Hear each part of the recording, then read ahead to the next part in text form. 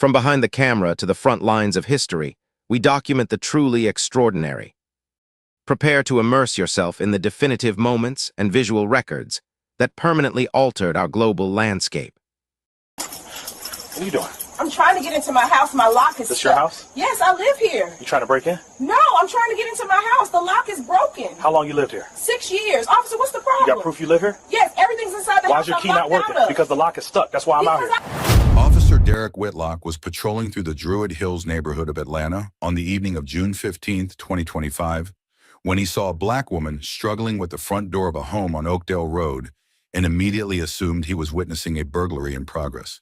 He pulled into the driveway with his lights flashing, accused her of breaking and entering, despite her explanation that she lived there and her key was stuck, and refused to believe her even when her neighbor confirmed she lived in that house for 6 years.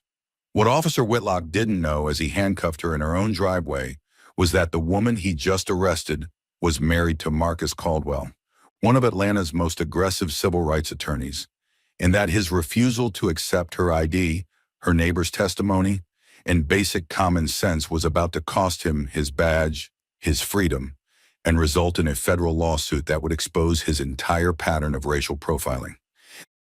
This story is going to infuriate you. Hit that like button and subscribe to Brutal Badge Stories, because what happens next is absolutely unbelievable. Druid Hills sits in northeast Atlanta, one of the city's oldest and most established neighborhoods where tree-lined streets wind past historic homes built in the early 1900s. Oakdale Road is particularly beautiful, with large houses set back from the street on deep lots, mature oak trees creating canopies over the sidewalks, and the kind of quiet affluence that comes from generational wealth mixed with successful professionals who've moved in the area over the past few decades. The neighborhood has diversified significantly since the 1990s, with black doctors, lawyers, professors, and business owners purchasing homes and becoming integral parts of the community, though not everyone had adjusted their assumptions about who belonged there. Simone Caldwell had lived at 1247 Oakdale Road for 6 years. She was 38 years old, an anesthesiologist at Emory University Hospital, who'd completed her medical training at Johns Hopkins and returned to Atlanta because it was home. The house was a beautiful craftsman-style home built in 1923 with a wide front porch, original hardwood floors, and enough space for her and Marcus to eventually start a family. They'd purchased it after years of saving, and Simone loved everything about it: the neighborhood, the neighbors, the 10-minute commute to the hospital. On the evening of June 15th, she was coming home from a particularly exhausting 14-hour shift that had included 2 emergency surgeries. She pulled into the driveway at 7:43 p.m. in her Audi sedan, still wearing her scrubs under a light jacket, carrying her work bag and a container of leftover pasta from the hospital cafeteria that she'd never gotten around to eating. She was tired, hungry, and looking forward to a shower and her own bed. She walked up the front porch steps, set her bag down, and pulled out her keys. The front door lock had been sticking for about a week now, something she and Marcus had been meaning to fix, but kept putting off. She inserted her key and turned it, but the lock didn't budge. She tried again, jiggling the key, applying more pressure. Nothing. The key turned, but the lock mechanism wasn't catching properly. Simone sighed, pulled the key out, and examined it. The key itself looked fine, which meant the problem was definitely the lock. She tried one more time, really forcing it, and the key turned, but the deadbolt still didn't move. The lock was completely jammed.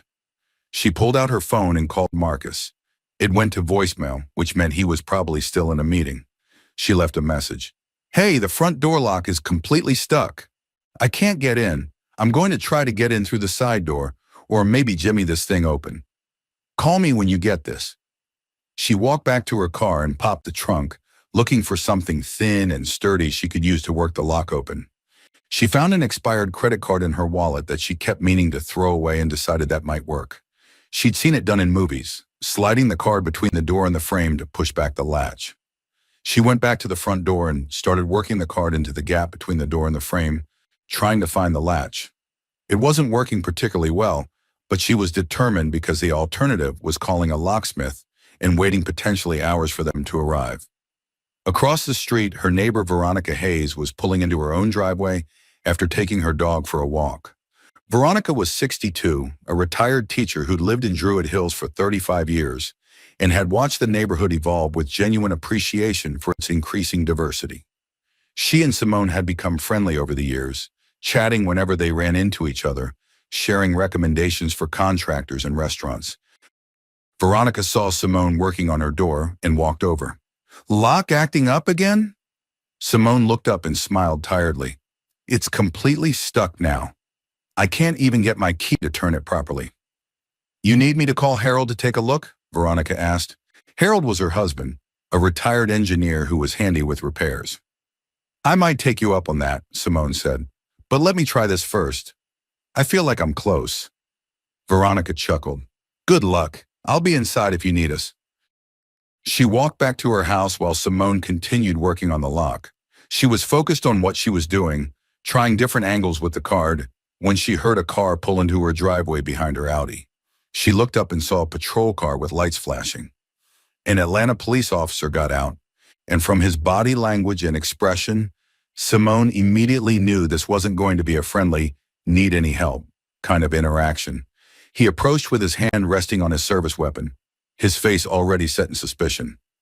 "What are you doing?" Officer Derek Whitlock demanded. Simone stood up straight, the credit card still in her hand. "I'm trying to get into my house. My lock is stuck." "This your house?" Whitlock asked, his tone making it clear. He didn't believe that for a second. "Yes," Simone said, confusion and the first stirrings of concern mixing in her voice. "I live here. My key isn't working, so I'm trying to get the door open."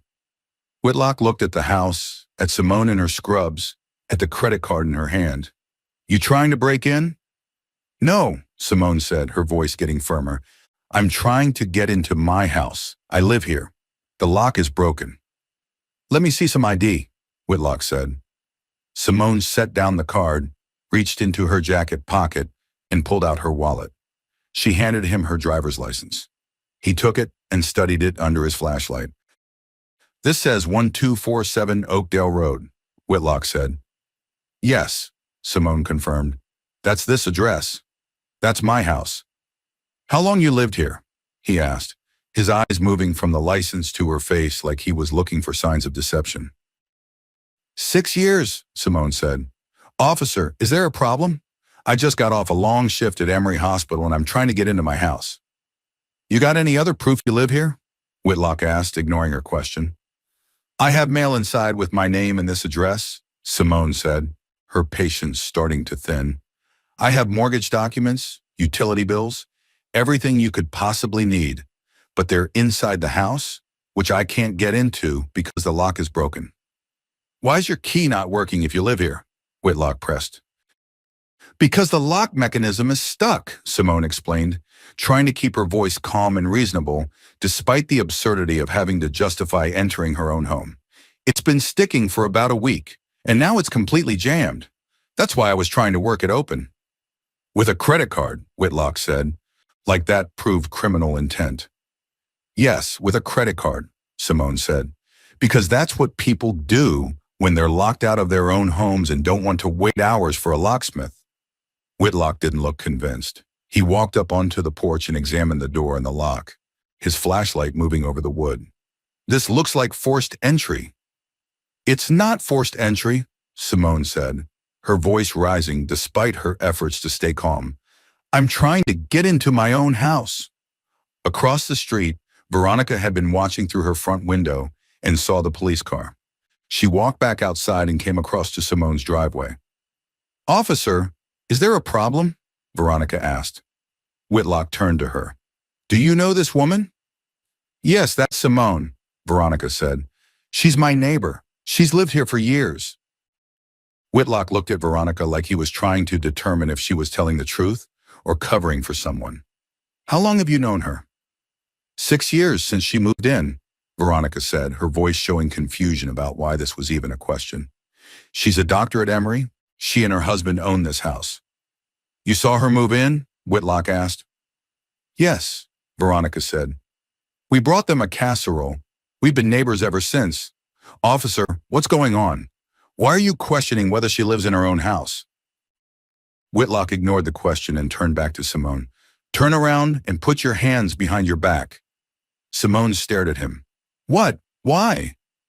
You're being detained for attempted burglary, Whitlock said, pulling out his handcuffs. Burglary?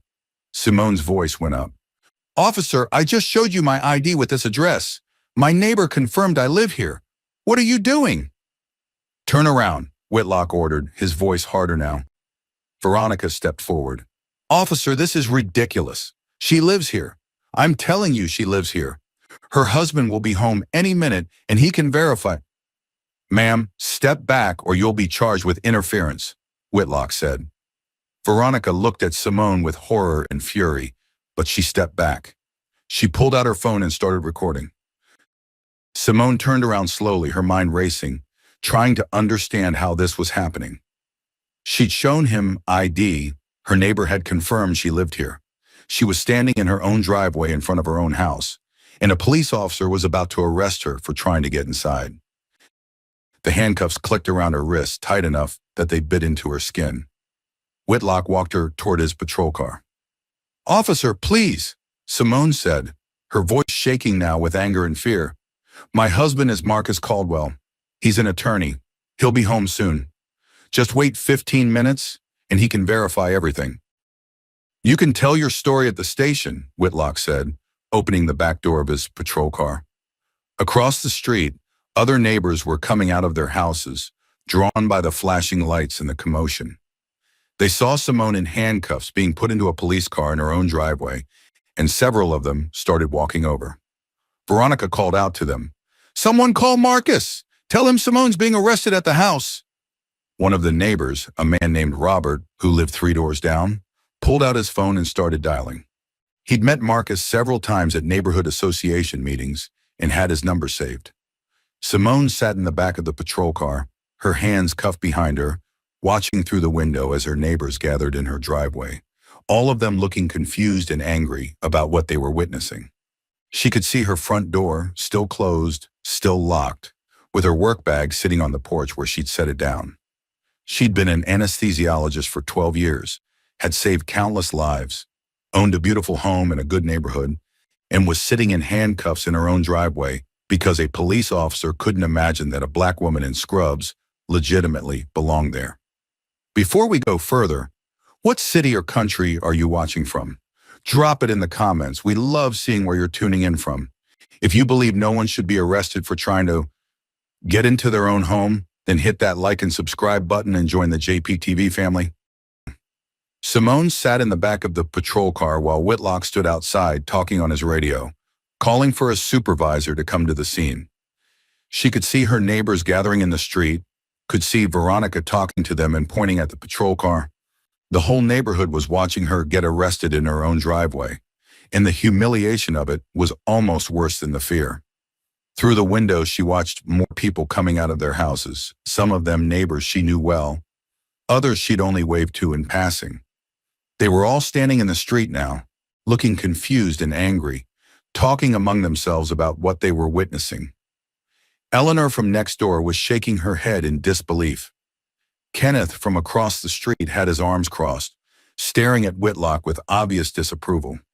Robert had gotten through to Marcus on the phone and was explaining what was happening. Marcus's law office was only 12 minutes away in Buckhead, and he'd already left the building and was driving toward home when Robert's call came through. His voice on the phone was calm, but Robert could hear the controlled fury underneath it when he said he'd be there in less than 10 minutes and to record everything that was happening. Whitlock came back to the patrol car and opened the door. I'm taking you to the station for processing. We'll verify your story there. My story? Simone said, her voice tight with anger and disbelief. It's not a story. It's the truth.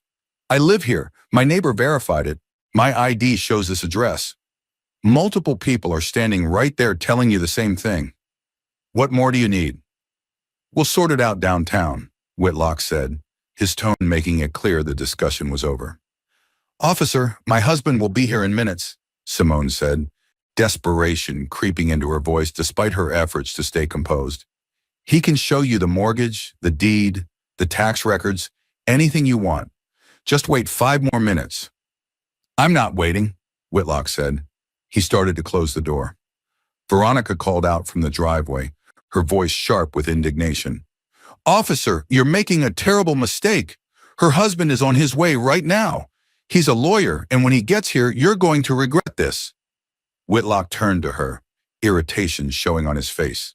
"Ma'am, I already told you to step back. If you interfere again, I'll arrest you too." "I'm standing in my own driveway," Veronica said, her voice getting louder. "And I'm watching you arrest my neighbor for trying to get into her own house. This is wrong, and you know it."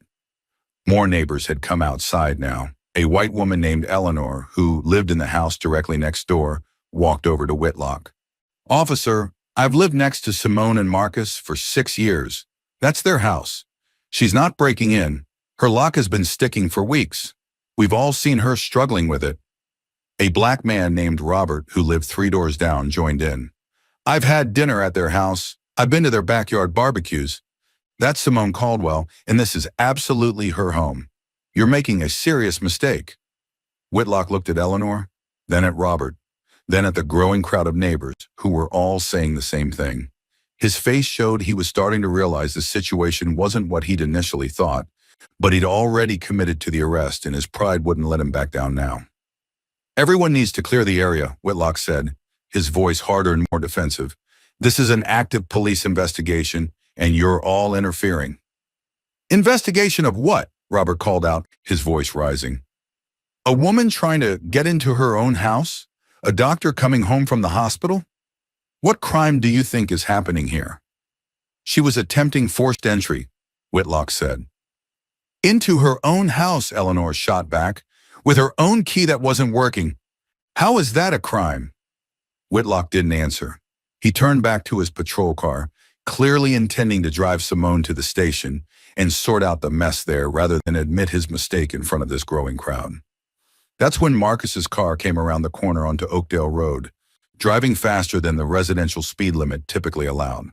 The black Mercedes came to an abrupt stop behind Whitlock's patrol car, and Marcus got out. He was still in his suit from work, a tall black man in his early 40s with the bearing of someone used to commanding courtrooms, moving with controlled intensity that came from spending 15 years fighting exactly these kinds of situations. He walked straight to the patrol car where Simone was sitting and looked through the window. Their eyes met, and she could see the fury on his face, even as he kept his movements calm and deliberate. He took a breath, then turned to face Whitlock. "What are the charges against my wife?" Marcus asked, his voice perfectly controlled but carrying an edge that made it clear this was not a casual question. Whitlock sized him up, his hand drifting slightly toward his weapon in a reflexive motion. "She was attempting to break into this residence. I'm detaining her pending verification of ownership." "That's our residence," Marcus said, pulling out his wallet and extracting his driver's license. "Here's my driver's license with this exact address on it. That woman in your patrol car is my wife, Doctor. Simone Caldwell. We own this house. We've lived here for 6 years. He pulled out his phone and started scrolling through his photos, finding the documents he needed. "Here's our mortgage statement showing both our names and this address. Here's our property tax bill from DeKalb County. Here's our homeowner's insurance policy, all with our names and 1247 Oakdale Road. Now take the handcuffs off my wife immediately." Whitlock's face had gone red. He looked at Marcus's driver's license, at the documents displayed on the phone, at the crowd of neighbors who were all confirming the same thing. He'd made a mistake and everyone standing there knew it, but he couldn't bring himself to admit it. "I was responding to suspicious activity," Whitlock said defensively. "Suspicious activity," Marcus repeated slowly, his voice going dangerously cold. "My wife trying to get into our house with a stuck lock, while wearing scrubs from her job as an anesthesiologist at Emory University Hospital, with valid identification showing she lives at this address, and multiple neighbors confirming she's lived here for years. Tell me, Officer Whitlock, what exactly was suspicious about any of that?" Whitlock's mouth opened, but no words came out. "Take the handcuffs off my wife right now," Marcus said, his voice cutting through the silence. "Or I'm calling your supervisor, the police chief, the mayor, and every news station in Atlanta in the next 30 seconds. Whitlock stood there for another moment, pride and reality warring on his face. Finally, he walked to the patrol car, unlocked the door, and helped Simone out. He removed the handcuffs with hands that weren't quite steady. Simone stepped out and immediately Marcus was there, examining her wrists. The marks from the handcuffs were deep and red against her brown skin, visible evidence of how tight Whitlock had made them. "Did he hurt you anywhere else?" Marcus asked quietly. "No," Simone said, her voice shaking slightly now that she was free. "Just scared me and humiliated me in front of our entire neighborhood." Marcus's jaw tightened.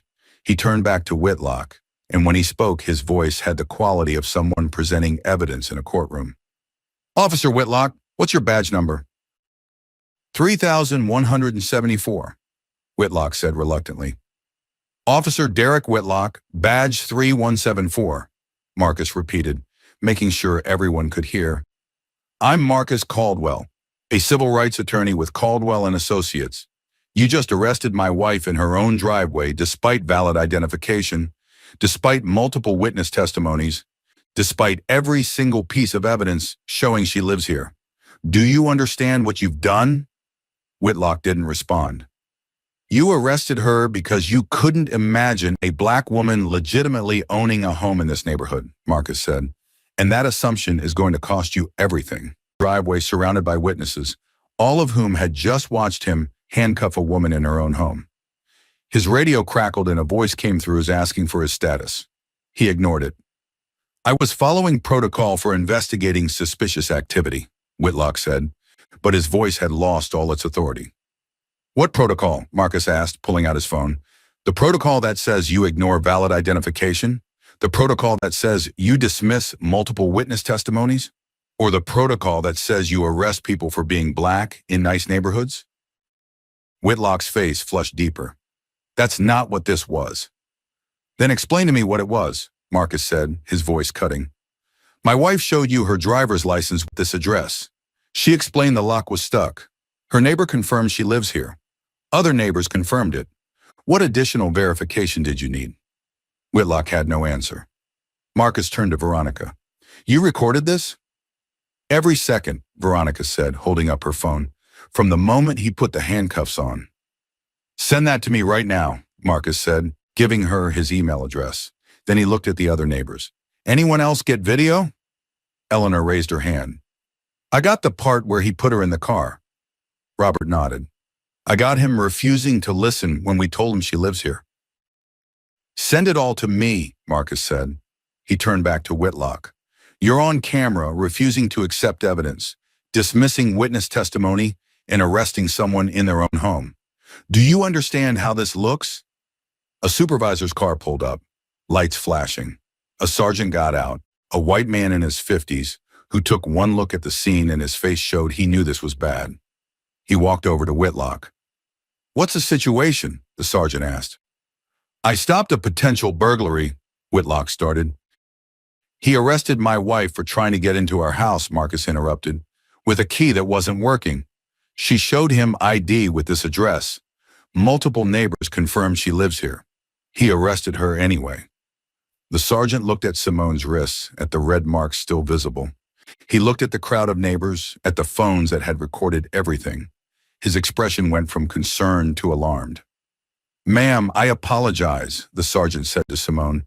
"This shouldn't have happened." "Your apology means nothing," Marcus said coldly. "Your officer racially profiled my wife, ignored evidence, and arrested her without cause. We're filing a federal lawsuit by tomorrow morning." The sergeant turned to Whitlock. "Did you verify the resident's ownership?" "The lock wasn't working," Whitlock said weakly. "It looks suspicious." "It looks suspicious because she's black," Marcus said. He pulled a business card from his wallet and handed it to the sergeant. "Marcus Caldwell, Caldwell and Associates. We specialize in civil rights cases. I've won 7 cases against Atlanta PD in the last 5 years. This one is going to be number 8. The sergeant looked at the card and his face went pale. He recognized the name. "Officer Whitlock," the sergeant said quietly, "go wait in your vehicle." Whitlock walked back to his patrol car, and everyone could see his hands were shaking. The sergeant turned to Marcus. "Sir, I understand you're upset." "Upset doesn't begin to cover it," Marcus said. My wife is a doctor. She saves lives. She owns this home, and your officer treated her like a criminal because he couldn't imagine a black woman belonging here." He gestured to the neighbors. "Everyone here told him she lives in this house. He didn't believe any of them. He didn't believe her ID. He didn't believe her explanation. He only believed his racist assumptions." The sergeant had no response. Marcus put his arm around Simone. "We're going inside our house now, the one my wife was trying to enter when your officer decided to arrest her. You'll be hearing from my attorneys, and from the media, and from every civil rights organization in Georgia." He pulled out his phone and made a call. "Janet, it's Marcus. I need you to file an emergency civil rights complaint tonight. A PD just arrested Simone at our house." He listened for a moment. "Yes, at our house, for trying to get in with a stuck lock. I've got it on video from multiple angles. I need this filed before sunrise." He hung up and looked at the sergeant. "Your officer's career is over. The only question now is whether the department takes responsibility or tries to defend him. If you try to defend this, the settlement is going to be much, much larger." The sergeant looked at Whitlock sitting in the patrol car, then at the neighbors still recording everything, then at Marcus, who was clearly not someone who made empty threats. "I'll make sure this is investigated fully," the sergeant said. "You do that," Marcus said, "and when your investigation confirms exactly what everyone here witnessed, remember that we have video evidence, multiple witnesses, and a pattern we're going to uncover when we subpoena your officer's complete record." He guided Simone toward the house. "Do you have your keys?" She nodded, still too shaken to speak much. They walked to the front door together. Marcus examined the lock, saw where she'd been trying to work it open. He tried his own key and after some effort got it to turn. The door opened. They walked into their own home, the one they'd been living in for 6 years, the one Simone had been arrested for trying to enter. Behind them in the driveway, Whitlock sat in his patrol car watching his career end in real time. Derek Whitlock was placed on administrative leave before his shift ended that night. The sergeant had called the watch commander from the scene, and by the time Whitlock returned to the precinct, he was being told to surrender his badge and weapon pending investigation. The videos from the neighbors had already been forwarded to the department's Internal Affairs Division, the local NAACP chapter, and 3 different news stations. By morning, the story was everywhere. The footage showed everything in devastating clarity. Simone explaining calmly that she lived there while showing her ID, Veronica confirming she was the homeowner, other neighbors vouching for her, Whitlock ignoring all of it and putting handcuffs on a woman in her own driveway.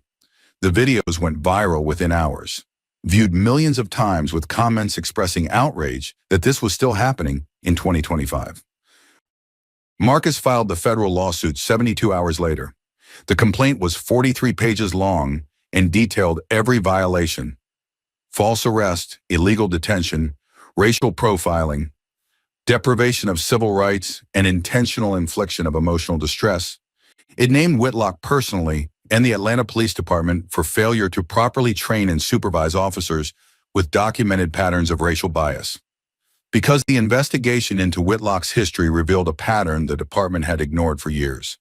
9 complaints over 8 years, 7 of them involving black residents in affluent neighborhoods being questioned about whether they belonged there. 2 previous incidents where he detained black homeowners and accused them of trespassing in their own properties. Both cases had been quietly dismissed with no discipline. The department had enabled Whitlock's racism by refusing to take action when the pattern was already clear. The case went to trial 11 months later. The prosecution's evidence was overwhelming. The videos showing Whitlock's entire interaction with Simone, testimony from all the neighbors who'd witnessed it, Simone's testimony about the humiliation of being arrested in front of her community, about colleagues at the hospital who'd seen the news coverage, about the psychological trauma of being told she didn't belong in her own home. Marcus personally handled the cross-examination of Whitlock. He walked him through every decision, every moment where he could have verified the information, but chose not to. He showed the jury Whitlock's pattern of stops in black neighborhoods, his history of questioning black residents' legitimacy, his complete record of racial profiling that the department had documented but never addressed. The defense tried to argue Whitlock had been reasonably investigating suspicious activity. Marcus destroyed that argument by asking one simple question. If my wife had been white, would you have arrested her? Whitlock couldn't answer, and his silence told the jury everything they needed to know. The jury deliberated for 5 hours. They found Whitlock liable on every count and awarded $14 million in damages. Whitlock was personally liable for $2 million. Atlanta Police Department was liable for $12 million. But the civil verdict wasn't the end. The district attorney filed criminal charges: false imprisonment, official misconduct, and deprivation of rights under color of law. The criminal trial was shorter because the evidence was the same. Whitlock was convicted and sentenced to 2.5 years in prison. He lost everything. His career was destroyed. His pension was gone. His name was permanently attached to one of the most clear-cut cases of racial profiling the city had seen.